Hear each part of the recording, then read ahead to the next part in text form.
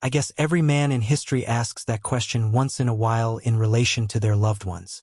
You see, I know my wife is cheating on me. She just doesn't know that I know. I had a fairly normal upbringing. 2 parents that loved me and an older sister who put up with me.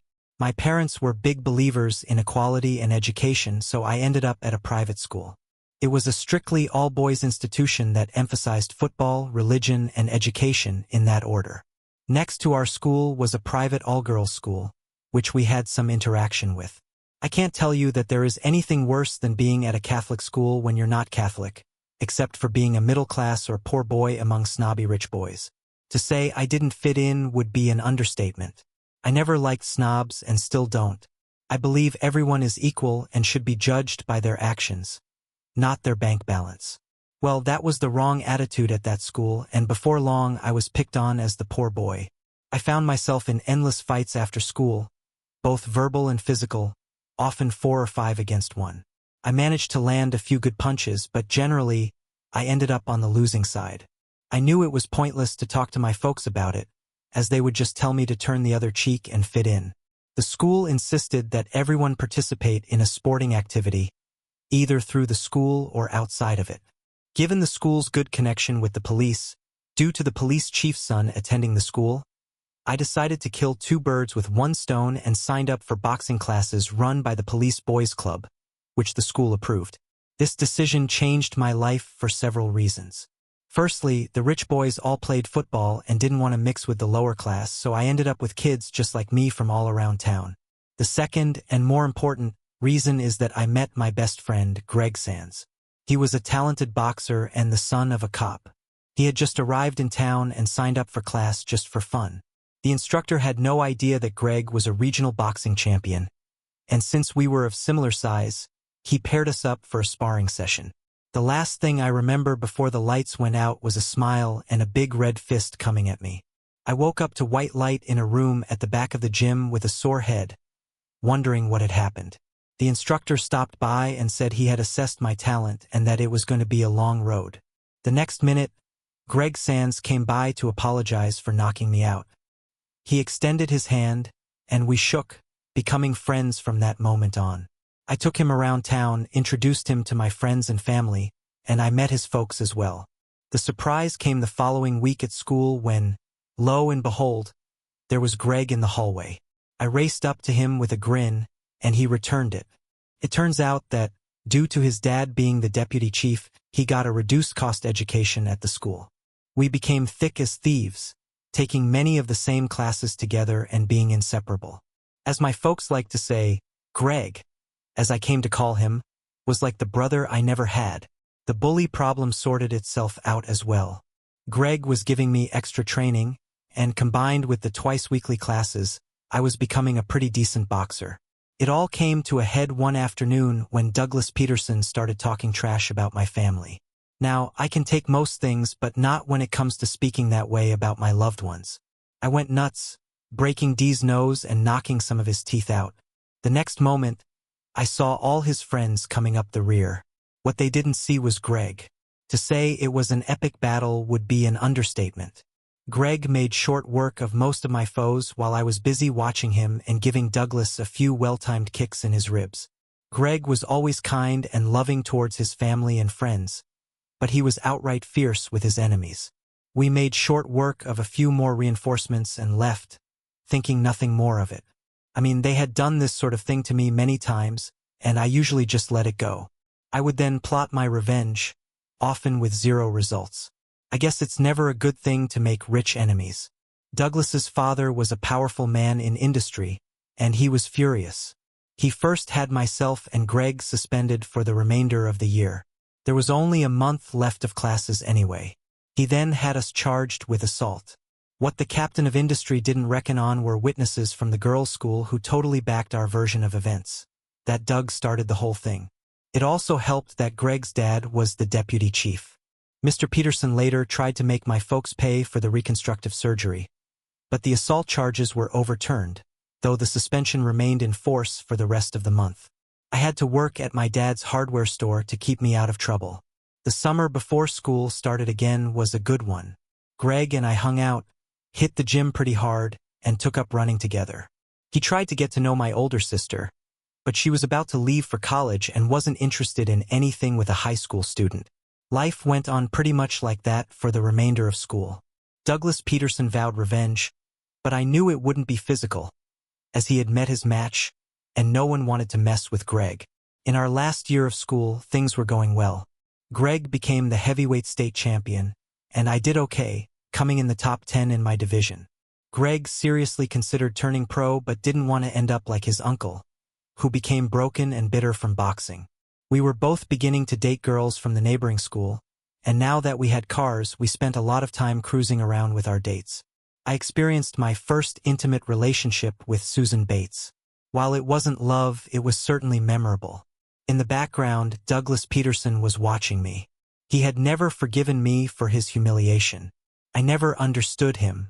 He had everything, money, looks, and power, but he was never happy unless he was hurting someone. Deep down, he was a coward, and he knew it. His revenge came swiftly that final year. He was under the mistaken impression that I was in love with Susan. Behind my back, he wooed her, and she ended up dumping me. The next thing I knew, he announced at school that Susan was now his girlfriend. It was a match made in heaven, as the Bates and Petersons were the two richest families in town. He had the look of a cat that got the cream every time he saw me. Greg and I laughed about it, knowing I wouldn't be going on to higher education, as my family just couldn't afford it. So, decisions had to be made, and as usual, Greg and I discussed it. We both decided that the Army was the way to go and enlisted. We ended up missing the prom due to basic training, but it didn't bother either of us. As soon as we got to basic, I knew I wasn't cut out to be in the Army for any longer than my sign-up time. Greg, on the other hand, was born to be in uniform. He loved it. Basic was fine. I just did what I was told, and as usual, I had Greg helping me up if I fell. Finally, at the end of basic, we graduated and returned home for some rest and relaxation. I had 2 weeks before I had to report for officer training. I was going to be an officer and a gentleman. Greg teased me relentlessly about it, but I knew I was smart enough to pursue my business degree. Greg was going into special forces. I never doubted it. When he committed to anything, he followed through. This would be the first time in years that I wouldn't have my good buddy with me, and I didn't realize that I wouldn't see Greg again for many years. Officer training was a breeze. There was a lot of classroom work, but I enjoyed the practical work more. The most exciting thing for me was that once I completed officer training, I could start my business degree. I finished my training and suddenly found myself as Second Lieutenant Roger Easton. There were a couple of drawbacks regarding the business degree, though. Firstly, I had to commit more time to the Army, adding an extra 3 years on top of the 4 years I had initially signed up for. Secondly, I would be based out of the Army History Unit, which meant office work, and I wouldn't be out in the field anytime soon. The office pretty much ran itself. I had a fantastic sergeant who basically managed the place, and I let him do his job. The sergeant had seen action in Iraq and had been injured in an attack, but he had a real love for the Army and its traditions. This passion soon became infectious, and I gained a real insight into our Army history and traditions. I hadn't heard from Greg for a while. He was overseas, as he liked to put it. I worried for him, but I knew he was well trained, and as he said, "When your time's up, it's up." This was the first time I felt really stable. I was studying for my degree, had set work hours, and was still boxing when I could. Funnily enough, it felt more like I worked for a bank than the Army. The only thing really missing from my life was a good woman. I was a romantic at heart and had dated a few women. While those relationships were enjoyable, I didn't have much in common with them, so they never lasted. This was all soon to change when I traveled back to my hometown for the weekend of a big music festival. I wanted to see my folks and Greg's family and maybe catch up with a few friends. While having a few brews on Friday night, I caught up with everyone and heard the latest news. My dad was considering selling the hardware store and retiring. Meanwhile, Greg's parents were supportive of his dad taking over as police chief, and they hadn't heard from Greg since everything was still hush-hush over there. I woke up early Saturday morning and went for my run. After showering and getting dressed, I enjoyed a nice breakfast prepared by my mom. I then helped my dad open the store, and that's when my life took a turn. Roger Easton. I turned around to see Susan Bates standing next to a gorgeous brunette. "Hey Susan, how are you?" I replied. "I'm good, but it's Susan Peterson now," she said. I was surprised to hear that Doug had actually married her. She went on to explain that she was visiting with her cousin Kelly for the festival while Doug was overseas on a business trip. Susan introduced me to Kelly, who was stunning. I wondered what two beautiful women were doing in a hardware store, but apparently, Susan had seen me and came in before their hair appointment next door. I promised to meet them at the festival to catch up. My dad saw the exchange and laughed, reminding me to watch myself as Susan was known to be flirtatious. I shrugged it off, thinking that I only had eyes for Kelly.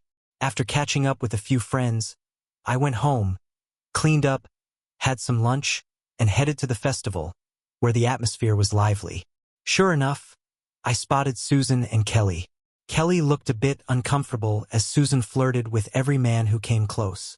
I greeted Kelly with a smile, while Susan, clearly enjoying herself, gave me an enthusiastic kiss and said, "Looks like you need something to eat, Roger." I assured her I was fine. We found a table and I bought drinks and food for the three of us. For the next hour, I listened to Susan talk about her life. She shared that she married Doug right after graduation because he had gotten her pregnant, but fortunately, she lost the baby early on. Doug was working in his father's business and frequently traveled for work, as his father was in poor health, and Doug would soon take over. After a while, Susan felt the tension and wandered off with Peter Morrison, the ex-police chief's son, to check out his new car. I laughed, thinking that was the last I'd see of her. Cousin Kelly asked what was so funny, and I just said Susan hadn't changed much. I then enjoyed getting to know Kelly better. She was raised on an army base and worked as a human resources manager for a large corporation. Clearly the Peterson Corporation, since Susan had helped her get a foot in the door. We talked about family, my work, and discovered we had a lot in common. We ended up going to dinner, and it was exciting to learn that we lived and worked in the same city. By the end of the night, we exchanged numbers and promised to meet again. That night, I fell asleep a very happy man. Things progressed rapidly from there. We started dating and grew closer. Before I knew it, we'd been together for almost 2 years. Kelly was old-fashioned and wanted to wait until marriage before being intimate. I agreed, but it became quite frustrating. On the plus side, we got to know each other very well. The only sour note was Susan Peterson's involvement in our lives, and the shadow of Doug always lingering nearby. Kelly knew how I felt about Doug and Susan, but for her sake, I kept my opinions to myself. I met Kelly's family, and although I felt out of my league, they tolerated me. I think it helped that I was an officer in the Army, which gave me some common ground with Kelly's father, a retired general. After completing my degree, I proposed to Kelly, and she accepted. I did the right thing and asked her father for permission, which he agreed to, but her mother was not too pleased and suggested I might be just a starter husband. My folks liked Kelly. She was down to earth, and even though she came from money, she didn't flaunt it. Of course, a prenuptial agreement was signed before the wedding at her mother's insistence. I had a feeling that somehow Doug Peterson had put this idea in Susan's head, and it had been passed down to Kelly. The wedding went off well. Sadly, Greg couldn't be there as he was still uncontactable. I got his younger brother to stand in for him as best man. Thankfully, Doug was overseas and didn't come. It was a good day, and an even better night, as Kelly and I discovered we were as compatible in private as we were in public. Life continued as expected. We bought a nice house in a good neighborhood, enjoyed our time together, and started discussing the future. We both wanted kids, but first I had to decide between the Army or a civilian lifestyle. In the end, we agreed I should use my degree, and I started looking for a new career. I got lucky when a major bank needed someone to run their internal and external security. The job paid twice what I was making in the Army, so I submitted my resignation and moved on. We began trying for kids right away, but it just didn't happen. I knew I was under pressure and working longer hours, but I sensed there had to be more to it. After a visit to the doctor, I received the bad news. I was sterile.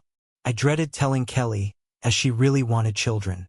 I thought about looking into adoption, getting the facts, and maybe taking her on a cruise to break the news. However, that plan went awry when I surprised her with the cruise, and she told me she had been promoted. She was now reporting directly to the CEO of Peterson Corporation, Mr. Doug Peterson. Doug had asked her, as the head of human resources, to accompany him on a tour of their businesses across the states for some layoffs. I felt uneasy about this, but what could I say? Kelly assured me Doug had changed from his high school days and was all business, but I had my doubts.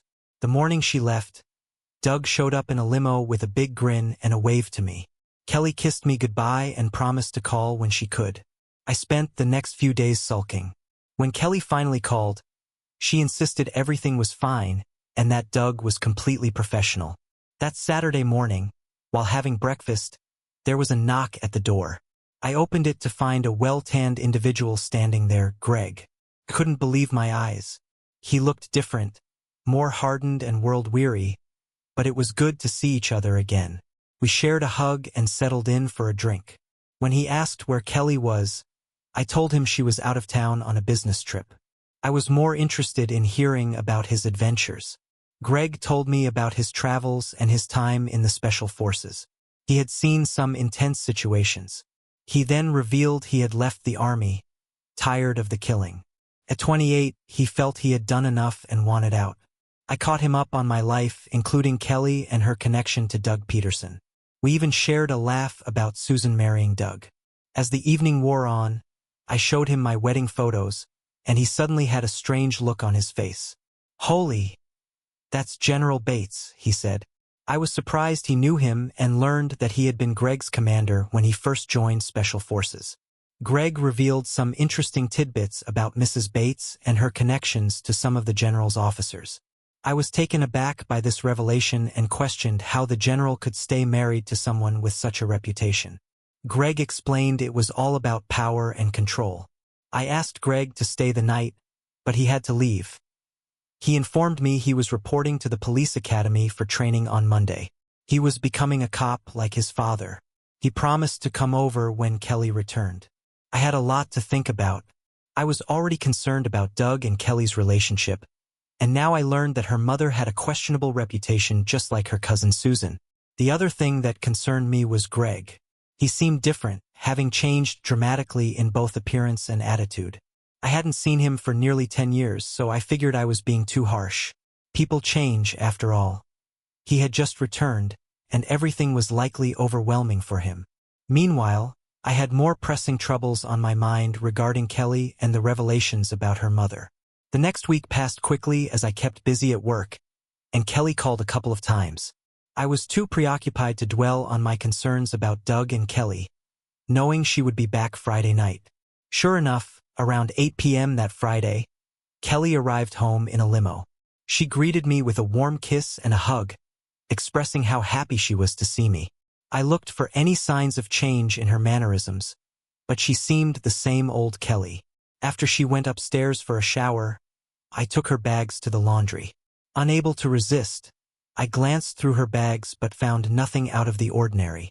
We enjoyed a late dinner together and spent the night reconnecting.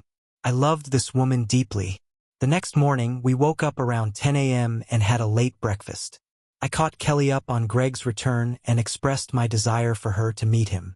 I called Greg, and he promised to come over in the afternoon. Around 2 p.m., when he arrived, he brought flowers and a bottle of good wine. I was about to introduce him to Kelly when she exclaimed, "Oh my God, Greg, it's Greg." I was taken aback. It turned out they knew each other from the army base where her father had been in charge. For the next few hours, they caught up on their shared experiences, and I felt like a third wheel. I ended up cooking dinner and came back into the living room just as I overheard them discussing something in hushed tones. Greg suddenly stood up to leave, mentioning that Kelly and I needed to talk first, leaving me curious about what had just transpired. Once he was gone, I asked Kelly what was going on. She seemed a bit embarrassed and revealed that she and Greg had briefly dated while he was stationed there. They had broken up when he left for a tour of duty. I couldn't help but feel uneasy about this revelation, especially when Greg's expression changed after looking at our wedding photos. It became clear that he still had feelings for her. I asked Kelly if this would be a problem, and she reassured me that she loved me and only me. Still, I was frustrated that neither of them had mentioned their past. I called Greg, who echoed Kelly's sentiments, explaining that he didn't want to upset or worry me with past events. Life continued, with Kelly busier than ever in her new role, and our plans for children took a back seat. I didn't mention my concerns about being sterile. Greg graduated and started his career as a police officer, working in the drug squad. I was also busy with my job at the bank, but slowly, things started changing at home. Our intimacy shifted from 3 times a week to once a week, and then it dwindled to once every couple of weeks. This coincided with Kelly's late nights at work with Doug and various overnight business trips. I sensed something was wrong. Determined to clear my head, I decided to take a week off to help my father, who had recently retired and sold his business. Kelly encouraged me, saying it would be a good opportunity since she had to work late with Doug and some other executives. I arrived at my parents' place on Monday around 10 a.m. After spending the day at the store, we went to the Irish pub for a few drinks. I tried to avoid discussing my worries until my dad surprised me with some unexpected advice. "Son, I think you should start protecting yourself ASAP," he said seriously. I asked him what he meant, and he looked me in the eye, revealing that there were rumors circulating around town. He explained that Doug Peterson was telling everyone that he was having an affair with Kelly. My anger boiled over. It was one thing to suspect infidelity, but to hear it directly was another. Everything began to add up, and I realized I had been naive. I couldn't shake my earlier question about how far an apple falls from the tree. I would make them all pay for making a fool of me. First things first, I was going to make an unannounced visit to Susan Peterson. The Bates estate was the biggest place in town, a mansion everyone called the White House because of its size. As I headed back to the city, I heard that Susan was actually at her parents' place. I knew her parents fairly well from when I dated their daughter in high school. They were decent people, but I knew they never considered me good enough for Susan. She often told me that her parents just wanted her to date me to get it out of her system. When I got to the main house, I found Susan sitting on the porch. "I heard a rumor you were in town. Trouble in paradise," I said. "I could say the same to you," she replied. "No, I'm just here to help my dad close up his business." Susan didn't look great. She seemed pale and nervous. She offered me a drink, and a nice cold beer sounded perfect. "So what brings you here?" she asked. I got straight to the point. "Is Doug seeing my wife?" "Jesus, you don't mess around, Roger." "Yeah, well, it's all around town," I said. Susan started crying and explained that she had left Doug and was now living back at her parents' house. Their divorce was only a matter of time. She told me they had been forced into marriage and resented each other. Doug had started seeing other women right away and didn't bother to hide it. In fact, she told me he had a nice apartment near his office where he brought his conquests. Being Susan, she retaliated by having affairs of her own. Doug had been pushing for a divorce for the last 2 years, but Susan held off on her mom's advice. Everything came to a head last week when Doug admitted he was sleeping with Kelly and said it wouldn't be long before Kelly moved in on his side of the bed. Enough was enough, and Susan packed up and left. As we talked more, she shed a few tears for Doug's role in my marriage problems. But I was beyond caring about sympathy from a Peterson or a Bates. Susan vowed to make Doug pay, but I wanted to ensure my revenge on my terms. I wished her well and hoped that would be the last time I ever spoke to her. When I got home, my folks were out for dinner, and there was a note saying Kelly needed to talk urgently. I thought, screw that, grabbed a cold beer, and headed out to the deck. I switched on my mobile phone and saw several missed calls and messages, but I couldn't deal with it today, so I switched it back off. My parents came home around 10 p.m., and by then I was on my 9th beer. The phone had been ringing nonstop all night, so I ended up taking it off the hook. Dad joined me for a beer, and I staggered off to bed. The next morning, I woke up with a headache and the smell of bacon and eggs cooking. God bless all the mothers of the world. After breakfast, I headed to the store with Dad to do the final handover with the new owner. We said a sad farewell to the store and were back home in time for lunch. After lunch, Dad and I went fishing. We had a good talk, and he agreed that I should confront this issue head-on and be done with it. The fish weren't biting, so we returned home early, and Kelly's new BMW was parked in the driveway. I steadied myself and walked into the house with Dad. Kelly was in the lounge with a box of tissues, talking to my mom. My mom looked at me and asked Dad to take her to the store. Then they would visit their friends, the Browns, for dinner. Once they left, I asked Kelly if she wanted a drink. She said no, so I got a beer from the fridge. As I returned, Kelly ran into my arms and started crying, saying she needed to talk to me. She began by explaining that Susan had called her yesterday about the impending divorce and wanted to thank her for making me available again. Kelly was confused about what Susan meant, so she immediately started calling me, leaving endless messages, none of which I returned. After a few days, Kelly drove straight to my parents' place to talk. As the waterworks started again, I had steeled myself for the truth. I asked her outright if she was having an affair with Doug. Kelly swore she wasn't, claiming their late meetings included several other executives.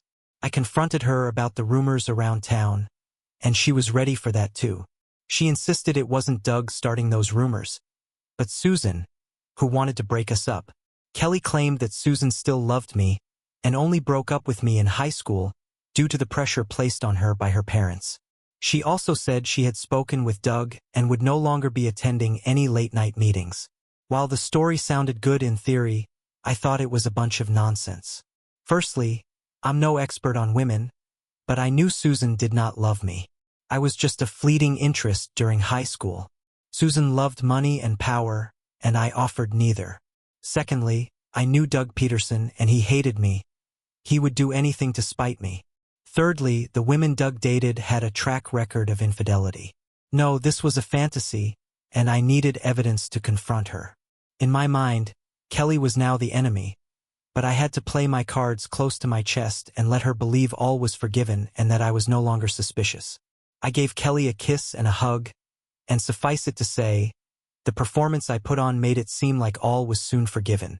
I took Kelly out for dinner that night, and thankfully, she was too tired for anything more intimate. The next morning, she left early, happy and smiling.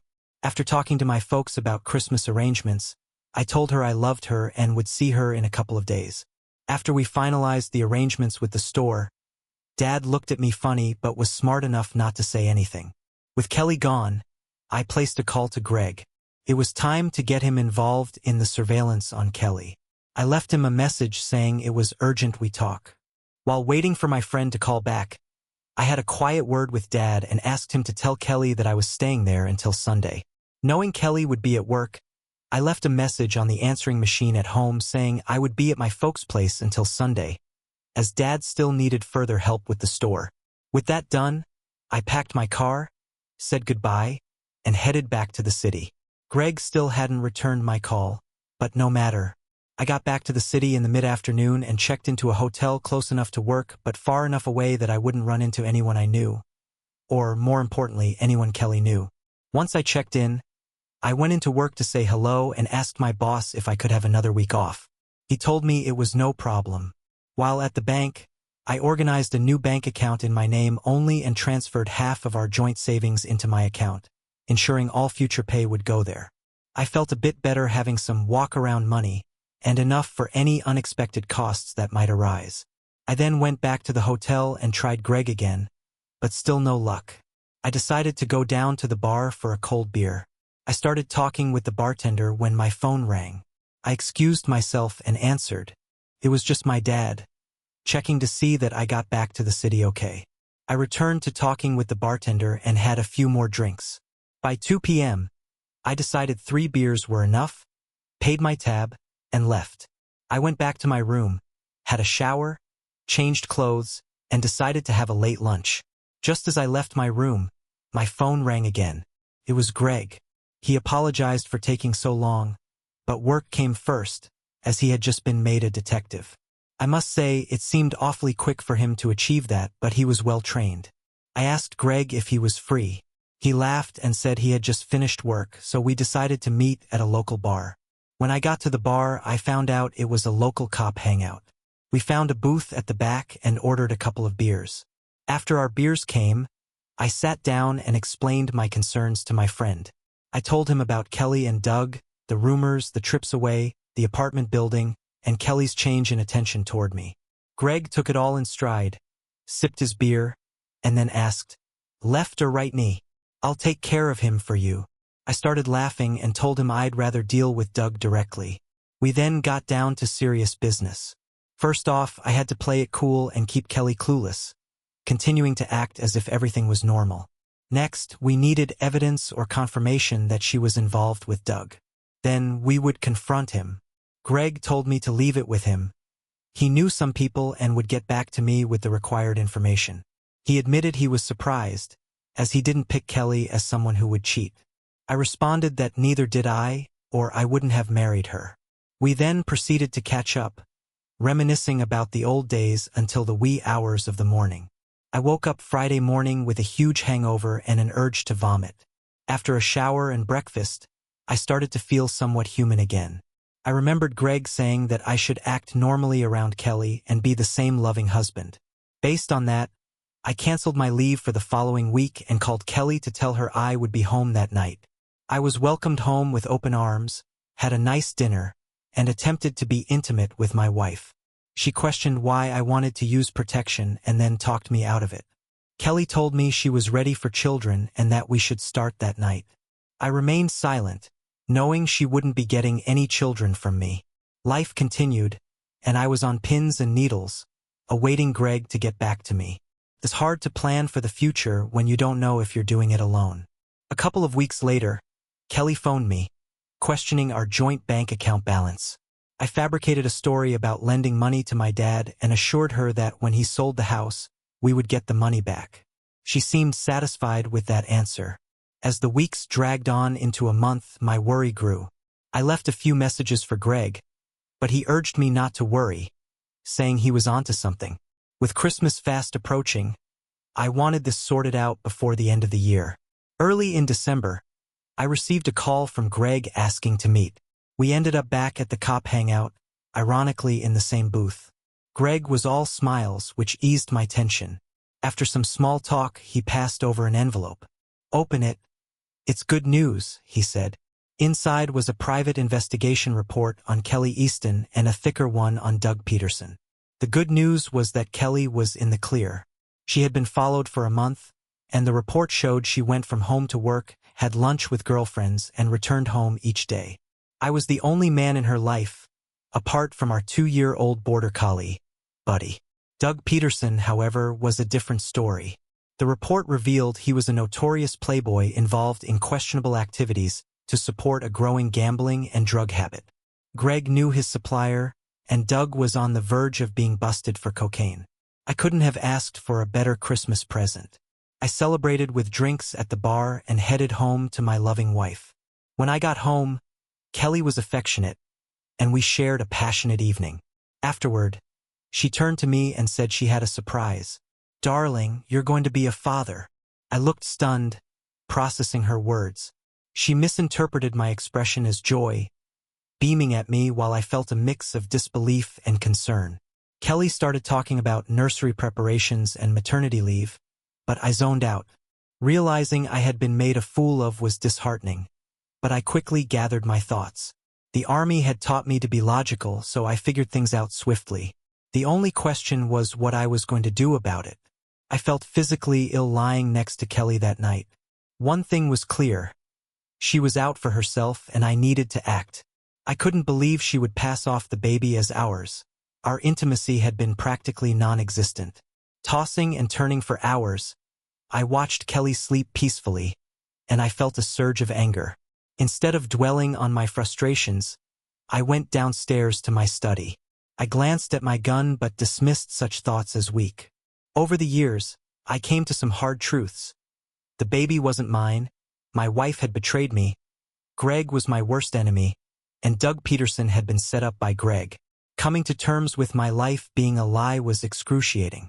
Felt terrible to be surrounded by enemies. I was a loyal and trusting person. Was that a crime? I needed to make quick decisions. Taking Greg's advice to heart, I knew I had to make everyone think I was oblivious while sorting this out tactically. I had to speak to Doug Peterson. With that decision made, I returned to bed, attempting to find some rest. I woke early the next morning, filled with purpose. Kelly was still asleep, so I quietly left for the day. As soon as I got to work, I called Peterson Corporation and left a message for Doug to call me urgently. By mid-morning, it was clear he wouldn't be returning my call. I couldn't risk going to his office due to Kelly working there, so I made a hasty decision, hoping it would pan out. I told my colleagues I would be out of the office for the rest of the day and instructed them to contact me only in matters of life or death. I went next door to Hertz, rented a large SUV, and waited outside Doug's office, sipping coffee in the rental. I saw Doug Peterson emerge from his office and hop into his new BMW Z4 Roadster. Discreetly, I followed him until he stopped outside an apartment building. Before he could enter, I pulled up, jumped out, and confronted him. In hindsight, my actions might have seemed extreme, but at the time I thought it was a clever move. As we left the apartment building behind, I noticed Doug was visibly shaken. He looked as pale as a ghost, probably fearing I intended to harm him. "Roger, please don't kill me. I swear I didn't touch Kelly," Doug pleaded, his voice trembling. "Jesus, get a hold of yourself, man," I replied. "I left you a message, and you didn't get back to me? So you kidnapped me? I don't want to die." His reaction was so dramatic it reminded me of a child who had just dropped their ice cream. Given our mutual disdain, I understood his fear. I knew I had to get to a safe place for a serious conversation, so I drove out of the city toward a lake where we could talk privately. However, as soon as I turned down the road, his panic returned. I could hardly believe this guy was a CEO of a large corporation. After calming him down, I brought him to a picnic bench to discuss a report that Greg had compiled. "Read this, and then we'll talk for the next 15 minutes, I instructed. As Doug read through the report, he made comments like, "This is no way accurate." I responded, "What do you think, Doug? It's complete nonsense. This has Susan's fingerprints all over it," he said. I wanted him to realize he was entangled with an enemy who was closing in on him. "It wasn't Susan who gave me the report. It was Greg Sands," I revealed. Doug turned even paler, now convinced I was out to get him. I surprised Doug by telling him I didn't believe the report, except for the fact that he most likely cheated on his wife. I stunned him further when I suggested we help each other. Lies were clearly part of the agenda. Despite being a weak figurehead in his father's company, Doug had a reputation as a playboy, primarily involved with escorts. His father still called the shots, pulling the strings behind the scenes. I delivered the shocking news. He had to leave town immediately or risk spending the rest of his life in prison. I explained that Greg was planning to plant drugs, leading to a very public arrest. "Why are you helping me? And why is Greg Sands trying to destroy me?" he asked. The first part was easy. I needed his father's connections to dig up a full background on Greg, including his current activities. Doug made the call to arrange an urgent flight out of the country and then contacted his father to explain the situation. He surprised me by handing the phone to me. Mr. Peterson Sr. begrudgingly assured me I would receive a full report on Greg Sands within a few days. The second question was trickier, and I shrugged, saying I couldn't provide insight into why Greg was targeting him. I secretly believed it was Greg's twisted way of retaliating against me for my own marital issues. I sat with Doug for an hour while we waited for his father's people to collect him. He was eager to leave the country as quickly as possible. Soon, a large black SUV arrived to take Doug away. I knew Greg would be furious about not being able to find Doug quickly, but hopefully, this would give me time to understand what was happening. I drove back to the city and returned the rental, knowing I had to play it cool and await the report that would hopefully provide insight and leverage against Greg. In the meantime, I needed to escape the tension. I couldn't stand to be around Greg or Kelly. Back at work, I spoke with my boss, who had been urging me to visit the regional office for training. Before long, I had a ticket for a flight and was off on my whirlwind 2-week adventure at the regional office. Kelly was upset about my sudden absence until I reminded her that I needed to keep my boss happy, especially with the baby on the way, which silenced her. The 2 weeks passed quickly, and I made several attempts to reach Peterson Sr. regarding the report, but to no avail. Imagine my surprise on the last day of my tour when a courier delivered a thick package to me. Peterson Sr. had tracked me down with ease. Finally, I had the report on Greg Sands, and I would have one night to digest it and formulate a plan of action. Took me half the night to read the report. Several times, I had to put it down and have a slug of straight whiskey. The contents shook me to my very core. I might have known my friend Greg at 18, but the person at 28 was a sick, twisted individual. The report gave me all the answers I was looking for, and I was thankful I wasn't the target of his rage. I was sure Peterson Sr. had read this report and must have had a good laugh, feeling like a kid at Christmas watching the Bates clan crumble. My guess is Peterson Sr. wasn't thrilled about the scandal that would erupt with the upcoming divorce of Doug and Susan, not to mention his precious boy being set up. What hurt me the most, however, apart from my wife's infidelity, was that if I was reading this report correctly, I was just a pawn. Nothing more than collateral damage in a power struggle between two men that started years ago. Having the answers gave me no relief. In fact, I was certain I would become a target if Greg figured out that I knew everything. There's no doubt that he would kill me if he got wind of my knowledge. The report detailed everything, from Greg's childhood right up to his police career. I learned that as a child, Greg was exposed to a high level of violence. I didn't know that his mother was actually his stepmother. The report outlined that Greg had witnessed his real mother's death at the hands of an intruder. His father had just returned from work as the man was about to shoot Greg, and his father saved the day by killing the intruder. Details were a little fuzzy from then on. Greg got into trouble fighting other kids, and eventually, his father remarried and continued his police career. To control Greg's rage, his father enrolled him in boxing classes, and he became a champion boxer. His father then took a new job in my hometown, and during that period I knew mostly everything as we were joined at the hip. There were no real amazing insights until Greg Sands joined the Army. This was the part of the report that became clear to me and made me realize I had to get out of the middle of this. I knew all about basic training as we went through that together. The most interesting reading was when Greg completed his Special Forces training. The key to this whole tale of woe came down to one man, General Edward Bates, who was in charge of Greg's unit. This is where I realized I had been sold a bunch of lies. Greg was in charge of his unit and reported directly to Bates. They took an instant dislike to each other. Bates had a win-at-all-costs philosophy, and while Greg had that in him, he believed in being righteous and loved the men under his command. Apparently, Bates and Greg had some blazing disagreements on everything from tactics to Greg's relationship with his daughter, Kelly. Initially, Greg got together with Kelly just to spite Bates. What was interesting was that Kelly looked very similar in build and appearance to Greg's deceased mother. The report provided photos, and I had to admit there were some similarities, but nothing as remarkable as identical twins. It seems the love affair turned serious quickly, as Greg was smitten, and so was Kelly. However, things turned ugly when Greg proposed to Kelly, but she refused until he asked her father's permission. Well, hell would freeze over before that happened. As quick as that, Greg's unit was sent to the Middle East. General Bates initially went over in charge of several operations, albeit organizing them from a desk in the desert. Greg and his boys were given every dangerous mission that Bates could find. Men lost their lives, but Bates persisted until he went too far. General Bates ordered Greg's unit into a very dangerous situation, apparently knowing that the information they had was outdated and incorrect. The report suggested he was aware of the risks.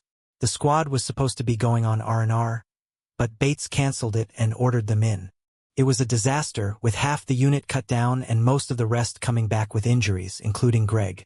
General Bates was ordered home, where he resigned and retired. Greg recovered physically, but mentally he had changed and swore revenge. By the time he came home, Bates was retired and gone. To add further insult to injury, Kelly broke his heart, refusing marriage based on her father's demands. Kelly was quoted as saying she would always love him and no other man, but she had to follow her father's wishes. Greg continued his military career but then heard about my marriage to Miss Kelly Bates. With that, Greg saw his chance for more than a little revenge. He decided to quit the military and become a cop in my city. I was as much of a consideration to him as gum on the bottom of his shoe. He knew he could woo Kelly, hopefully get her pregnant, and destroy her reputation. I was simply a stepping stone. When he didn't return to Kelly soon enough, she married me. Kelly never intended for our relationship to last long-term, but she endured it, hoping that one day Greg would come back. Surprisingly, much of the information in the report came from Susan Peterson. Kelly must have foolishly confided in her, not realizing that Susan's bitterness over Doug's death would make her betray Kelly's trust. This report allowed me to piece together the true sequence of events. When Greg returned to civilian life, he sought revenge not only on Bates but also on me. He resumed his relationship with Kelly, which led to her pregnancy. Kelly had dropped enough hints to make me believe she was having an affair with Doug Peterson, hoping I would either confront him or divorce her, thereby clearing the way for her to be with Greg. The plan grew ambitious when I approached Greg for help. He easily manipulated the situation, playing both sides. When Kelly told me she was pregnant, it exposed her unfaithfulness. I suspected Greg was the father, which pushed me to confront Doug. Greg, desperate to maintain his plan, set Doug up to be discredited. When I helped Doug escape, Greg's scheme started to crumble. The video he sent me was meant to provoke me, but it only motivated me to act more cautiously. Now, with Kelly pregnant, Greg believed he had won. But I knew the truth. I needed to figure out my next move before things escalated any further. With my next steps in mind, I called Brian Moses, my old sergeant from the Army History Unit. He had always been a reliable friend, and I trusted him more than anyone else. I explained the situation to him without going into unnecessary detail, hinting at the danger but keeping specifics vague. "Brian, I need to disappear for a while," I said. There was a pause on the other end before he replied, "I figured as much. Where are you now?" After a brief exchange of logistics, he agreed to help me. Brian suggested I come to his beach house, a secluded spot far from prying eyes. He had some connections that could help with a new identity if things got too heated. I knew I couldn't stay in the city any longer. The closer I was to Kelly and Greg, the greater the risk. By staying away, I could better plan my next moves. After gathering my essentials, I left a short note for Kelly, saying I needed to sort some things out alone, and then packed up and drove out of town. As I hit the highway, I felt a strange sense of relief, as if I had just escaped from a cage. Arriving at Brian's place, I found it just as I remembered. Simple, quiet, and surrounded by nature. Brian was waiting for me with a beer in hand. "You look like hell," he said. I laughed, feeling the tension ease for the first time in weeks. "You have no idea," I replied. We sat down on the porch and I laid out the story from start to finish. My suspicions about Kelly, Greg's involvement, Doug's escape, and the real danger I now faced. Brian listened intently, his expression becoming more serious as I went on. "You're in deep, Roger," he finally said. "But you're not alone." I nodded, grateful for his support. "I need a plan, Brian. I can't keep running forever, but I need to stay hidden until I can figure out how to take down Greg."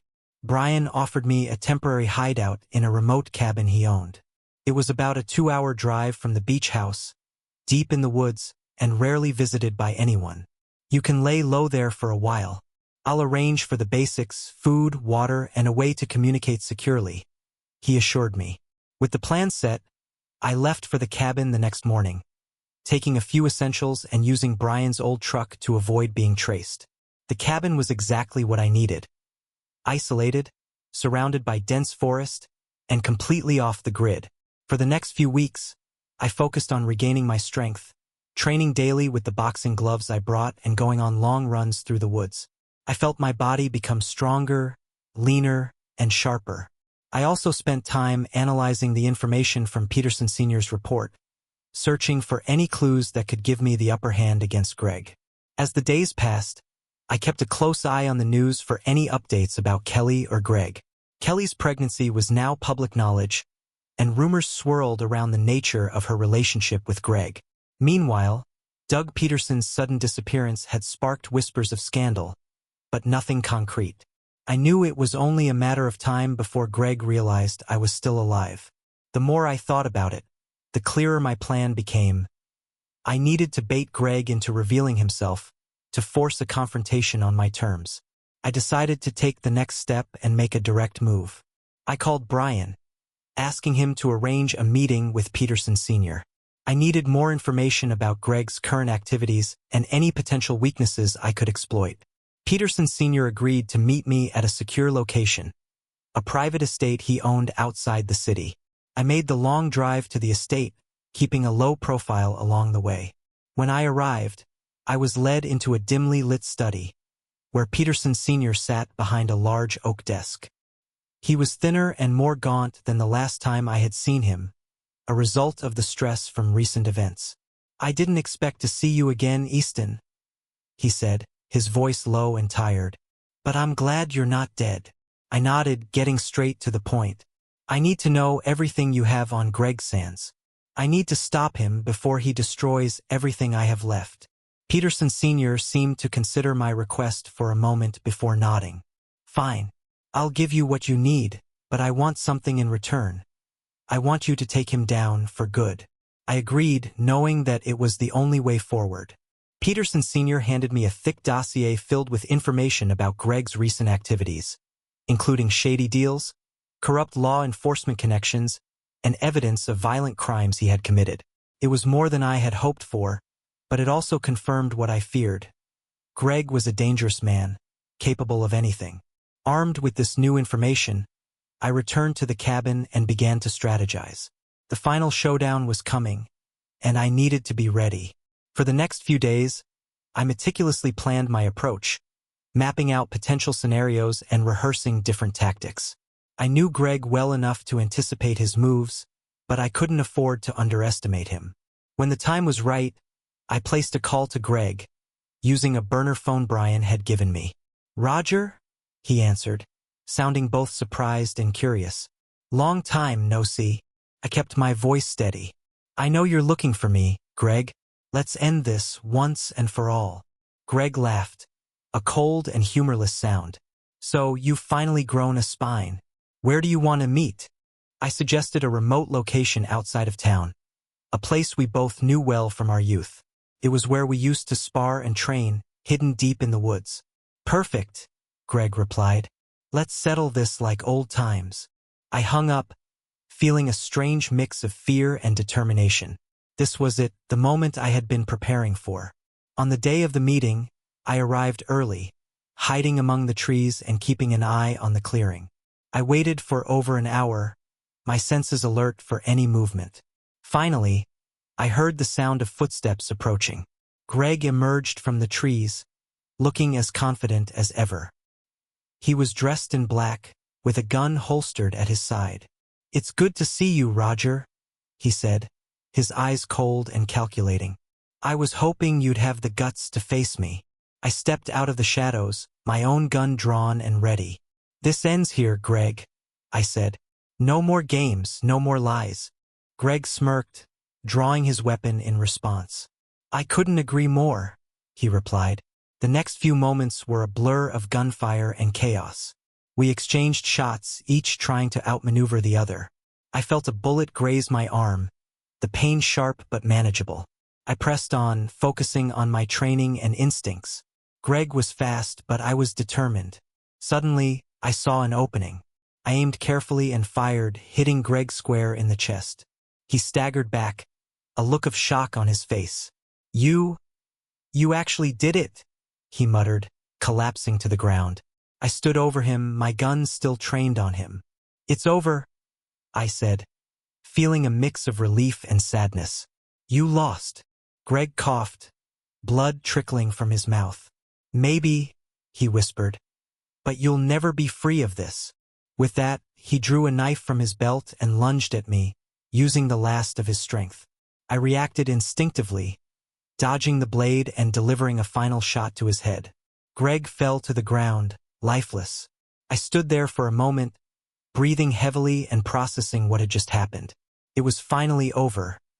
The nightmare that had haunted me for so long was gone.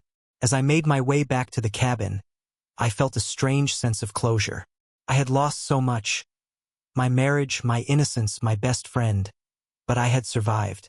I knew it would take time to heal, but at least I could now begin to rebuild my life. I returned to Brian's beach house, where he was waiting with a cold beer and a knowing smile. "It's done," I said simply. "Good," he replied. "Now, let's get you a new start." And so, I began the process of creating a new life, leaving the past behind. I knew I could never completely erase the scars, but I was determined to move forward. With Brian's help, I adopted a new identity and relocated to a different state, starting fresh. I kept in touch with my family from a distance, ensuring they were safe. In the end, I realized that life is a series of battles, some won and some lost. But the key is to keep fighting no matter what. I may have lost many things along the way, but I had gained something far more valuable: the will to survive.